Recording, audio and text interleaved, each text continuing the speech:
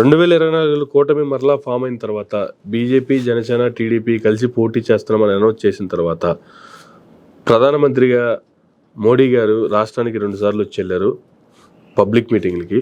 ఆ మీటింగుల్లో రాష్ట్రానికి రావాల్సినటువంటి రాయితీలకు సంబంధించి, రాష్ట్రానికి రావాల్సిన పెట్టుబడులకు సంబంధించి, లేదు రాష్ట్రంలో ఉన్నటువంటి వ్యవస్థలు, సంస్థలు అలా నిలుపుకునే దానికి సంబంధించి ఎటువంటి కామెంట్లు చేయకుండానే వెళ్ళిపోయారు. ఆ తర్వాత కూటమి గెలిచింది. సీఎం గారి ప్రమాణ స్వీకారోత్సవానికి మరలా వచ్చారు. ఆ రోజు కూడా ఆయన ఏ కామెంట్ చేయలేదు.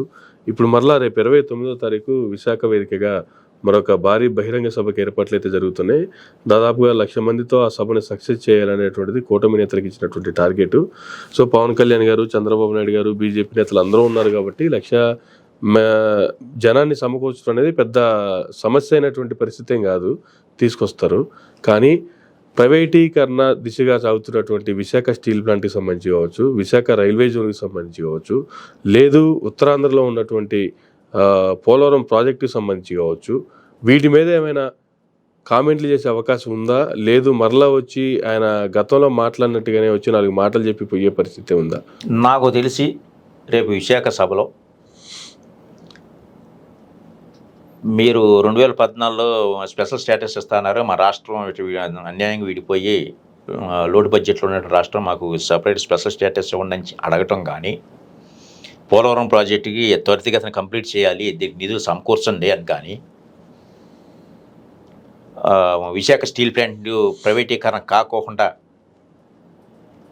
మీరు ఏమైనా సరే ఇక్కడి నుంచి కదలాలి అనే ఒక బలమైన సంకేతం ఇవ్వటం కానీ, రైల్వే జోన్ కానీ, ఇలాంటి ఏమి బలమైన నిర్ణయాలు ఏది మాట్లాడే హక్కు మన చంద్రబాబు నాయుడు గారు, పవన్ కళ్యాణ్ గారికి లేదు. ఉన్నట్టయితే రాజధానికి 15,000 కోట్ల రూపాయలు వరల్డ్ బ్యాంక్ నుంచి లోన్ ఇప్పిస్తామని అప్పుగా ఇప్పిస్తామని చెప్పి అంటే మనోళ్ళు ఎందుకు ఒప్పుకోవాలి? ఓ పక్క నితీష్ గారు 25,000 కోట్ల రూపాయలని బడ్జెట్లో పెట్టుకొని తీసుకున్నాడు ఆయన. మన రాష్ట్రం విడిపోయింది, ఇది కూటమిలో భాగంగా ఉన్నారు కేంద్ర ప్రభుత్వం. 15,000 కోట్లు అప్పుగా ఇవ్వాల్సిన అవసరం ఏంటి రాజధాని అభివృద్ధికి? వీళ్ళకంత సత్తుగా ఉన్నట్టయితే, ఇవన్నీ అడిగి సాధించుకుంటారు అనే ధైర్యం ఉన్నట్టయితే 15,000 కోట్లు మాకు ఆ రాష్ట్రానికి 25,000 కోట్లు బడ్జెట్లో కేటాయించారు, మా రాష్ట్రానికి ఎందుకు కేటాయించారు? ఆ రోజు అడిగేవాళ్ళు కదా, ఎందుకు అడగలేదు? సో ఇక్కడ అధికారం చేపట్టడం కోసమే బీజేపీతో కూటమిగా ఏర్పడ్డారు తప్పించి వీళ్ళు ఏది నోరు చేసి అడిగే ధైర్యం వీళ్ళకి ఎవరికి లేదు. చంద్రబాబు నాయుడు గారికి లేదు, పవన్ కళ్యాణ్కి లేదు. ఇవన్నీ ప్రజలు గమనిస్తూనే ఉంటారు. ఎందుకు లేదంటారు? లేదు కదంతే. ప్రశ్నించే పవన్ కళ్యాణ్ గారు ఆయన ఎన్ని రకాలుగా, ఎన్నిసార్లు, ఏ రకంగా గత ప్రభుత్వం మీద విమర్శలు చేశారో, ఎన్ని రకాల ప్రశ్నలు గుప్పించారో చూసాము. సో మరి ఇవాళ రాష్ట్రానికి రావాల్సినటువంటి హక్కుల్ని తీసుకునే క్రమంలో కేంద్రాన్ని ప్రశ్నించే పరిస్థితి లేదంటారా? లేదని చెప్తున్నా కదా నేను. ఎందుకు లేదంటారు? లేదు, అది అంతే. ఇక ఎందుకు లేదనేది అది చాలా హిస్టరీ ఉంది. అది లేదు. అట్లా ప్రశ్నించే ఇదే ఉన్నట్టయితే ఆ నితీష్ కుమార్ గారికి 25,000 కోట్లు ఎట్లా ఇచ్చారు ఆ రాష్ట్రానికి? మాకు 15,000 కోట్లు అప్పుగా ఇవ్వటం ఏంటి? మీరు మాకు స్పెషల్ స్టేటస్ ఇవ్వాల్సిందే అన్నారు. అడ్డం తిరగాలి కదా, ఎందుకు తిరగలేకపోయారు వీళ్ళందరూ? అది ప్రజలు గమనించాలి. ఎందుకు తిరగలేకపోతున్నారో ప్రజలకు తెలుసు, ప్రజలు గమనించాలి. అవన్నీ కూడా మన నోటితో మనం చెప్పడం కాదు. ఎందుకు చేయలేకపోతున్నారు? విశాఖ ఉక్కుని ఇప్పుడు వరకు ఎందుకు కాపాడలేకపోయారు? దానికి కావాల్సింది మైనింగ్ కేటాయిస్తే సరిపోతుంది. అది ఎందుకు కేటాయించలేకపోతున్నారు? దాని రిసోర్సెస్ కేటాయించకుండా నీకు లాభాలు రావండి ఎట్లా వస్తాయి? దానికి కావాల్సిన ఆఫ్టర్ 5,000 కోట్లు అది ఎందుకు కేంద్ర బడ్జెట్లో ఎందుకు కేటాయించలేకపోతున్నారు? వీళ్ళు నిజంగా అడిగే ధైర్యం ఉంటే మాకు విశాఖ ఉక్కు, మాకు గుండెకాయ లాంటిదని ఆంధ్రప్రదేశ్కి మీరు ఇవ్వండి. అక్కడ ఉన్నటువంటి 20,000 ఎకరాలు ఏదైతే ఉందో దాదాపు 2-3 లక్షల కోట్ల విలువ ఉంది కాబట్టి దాని కన్ను కేంద్ర ప్రభుత్వం కన్ను దాని మీద పడింది. వీళ్ళందరూ కూడా సామరస్యంగా ఉంటూ మౌనంగా ఉంటున్నారు తప్పించి ఏమీ లేదు. అది. సో రేపు పొద్దున్న ప్రధానమంత్రి గారు వచ్చినా కూడా వీటి మీద వేటికి సంబంధించి కూడా కామెంట్లు చేసే లేదు, రాష్ట్రానికి ఇటువంటి ఏది నష్టం జరగదని చేసేటువంటి పరిస్థితులు లేవంటారా?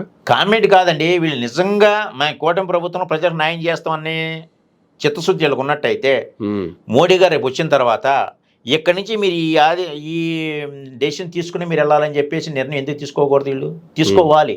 విశాఖ ఉక్కు మామూలుది కాదు, ఇది మా రాష్ట్ర హక్కు, ఆంధ్రప్రదేశ్ హక్కు. దీన్ని మీరెవరు ప్రైవేటీకరణ చేయడానికి? ముందర ఇక్కడ ఈ నిర్ణయం తీసుకున్న తర్వాతే తీసుకుంటానంటే మీరు రండి, సభ నెరవేర్తిస్తాం, లేకపోతే లేదండి. ధైర్యం వీళ్ళకి ఉందా? చంద్రబాబు నాయుడు గారికి, పవన్ కళ్యాణ్ గారికి ఉందా?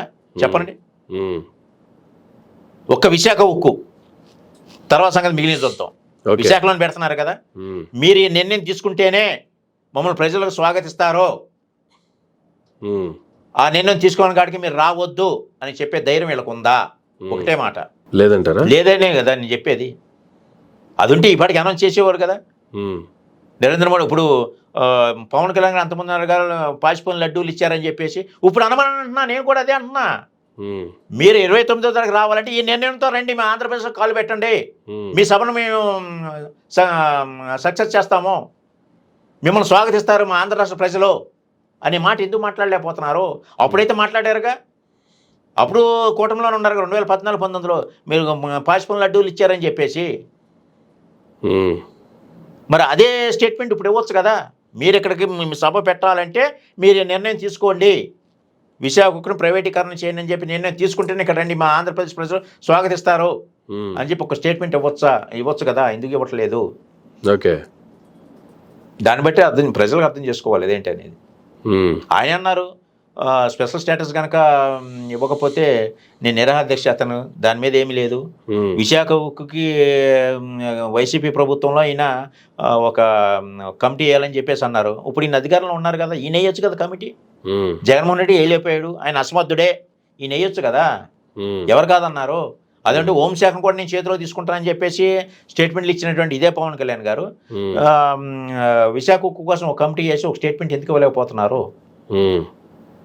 అఖిలపక్షం ఎందుకు ఏర్పాటు చేయలేకపోతున్నారు? గత ప్రభుత్వాన్ని నిలదీశారు కదా, అది అఖిలపక్షం ఏంటి అని చెప్పేసి. ఇప్పుడేంటి మీరేంటి అఖిలపక్షం? మీ చేతిలో పనే కదా. ఇప్పుడేంటి నరేంద్ర మోడీకి ఛాలెంజ్గా ఒకటి ఇస్తారంటే, మీరు మా రాష్ట్రానికి అడుగు పెట్టాలంటే మా విశాఖ ఉక్కును ప్రైవేటీకరణ చేయాలని చెప్పేసి నిర్ణయం తీసుకుంటారంటే ఒక స్టేట్మెంట్ ఇవ్వండి అఖిలపక్ష కమిటీ చేసి.